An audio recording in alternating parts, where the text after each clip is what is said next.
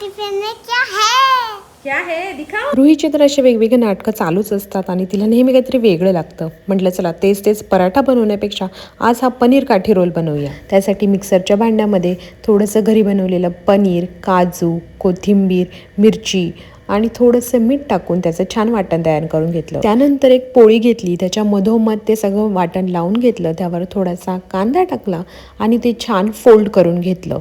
त्याच्यावर परत एकदा ते वाटण लावून घ्यायचं, थोडासा कांदा टाकायचा आणि चारही बाजूनी सेम प्रोसेस करायची आणि पॉकेटसारखा त्याला शेप द्यायचा. तुम्ही कुठल्याही शेपमध्ये किंवा रोलमध्ये ते बनवू शकता, पण अशा पद्धतीने बनवलं की थोडा अजून वेगळा शेप येतो. सो छान तव्याला तूप लावून त्याला भाजून घ्यायचं. अगदी सहज ते चिटकलं जातं, त्यामुळे काही टेन्शन नाही की ते निघेल असं. तव्याला तेल किंवा तूप लावून दोन्ही साईडनी छान खरपूस भाजून घ्यायचं, म्हणजे बाहेरून थोडं क्रिस्पी आणि आतून थोडं मऊ असं होईल. आणि मग झाले आपले पनीर काठी रोल रेडी. अगदी झटकीपट बनतात. तुमची जर आदल्या दिवशीची पोळी शिल्लक असेल तरीही तुम्ही हे पटकन बनवू शकता.